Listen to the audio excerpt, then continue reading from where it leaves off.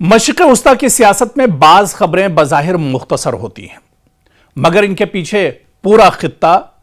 कई ताकतें और मुस्तक़बिल के कई मुमकिना मंजरनामे खड़े होते हैं। इजराइल और लबनान के दरमियान मुज़ाकरात के अगले दौर का अगले हफ्ते रोम में होना भी ऐसी ही खबर है। बज़ाहिर यह सिर्फ एक सिफारती मीटिंग है, लेकिन हकीकत में यह जुनूबी लबनान की फौजी सूरत हाल, इजरायली इनखला, हिजबुल्लाह के मुस्तक़बिल, अमरीकी सालसी, जंगबंदी के इस्तेहकाम और खित्ते के नए तवाज़ुन से एक तरह से जुड़ा हुआ है।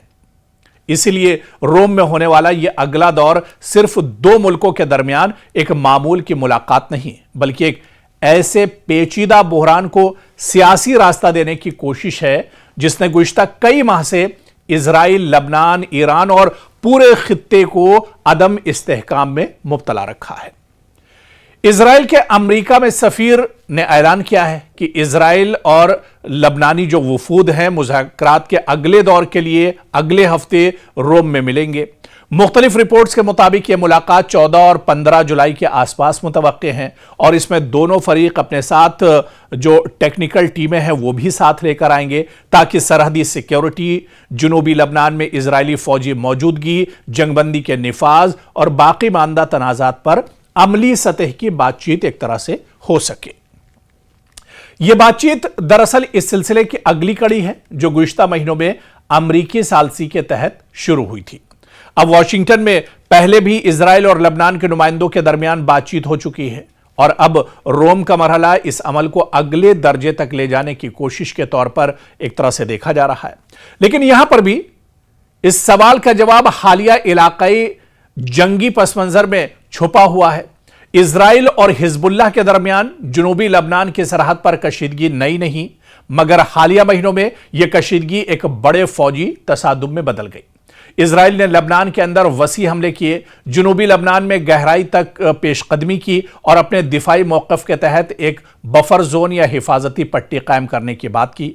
दूसरी तरफ लबनान के अंदर हिजबुल्लाह की मौजूदगी, उसके हथियार और ईरान से उसके ताल्लुकात इस पूरे बहरान के दरअसल मरकज हैं। अब यह देखना यहां से बहुत अहम होगा कि क्या हिजबुल्लाह को छोड़कर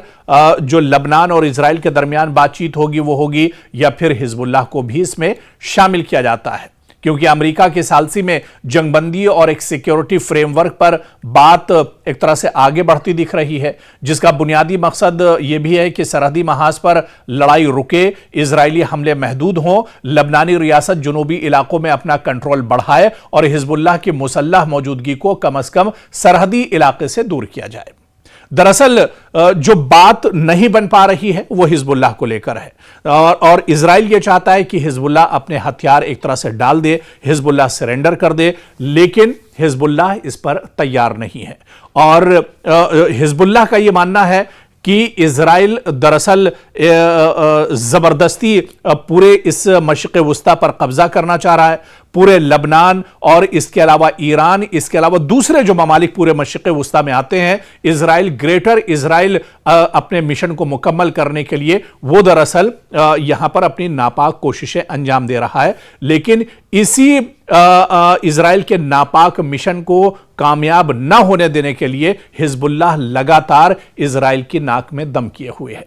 तो अब जो मीटिंग रोम में होने जा रही है, जब मेज पर लबनान और इजराइल के वफूद होंगे, तो ऐसे में क्या हिजबुल्लाह भी इस मीटिंग में शामिल होगा या नहीं, या हिजबुल्लाह को लेकर क्या कुछ इत्तेफाक होता है इस मीटिंग में, क्या कुछ बात आगे बढ़ती है, यह देखना भी बहुत अहम होगा।